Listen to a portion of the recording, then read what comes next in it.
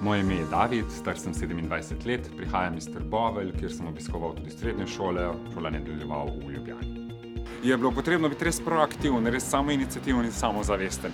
Ko sem iskal službo zase in se pripravljal na vse razgovore, sem na razgovoru z mladinsko mrežo Mamo izvedel tudi za ukrepe, ki so na Zavodu za zaposlovanje v okviru Jamstva za mlade.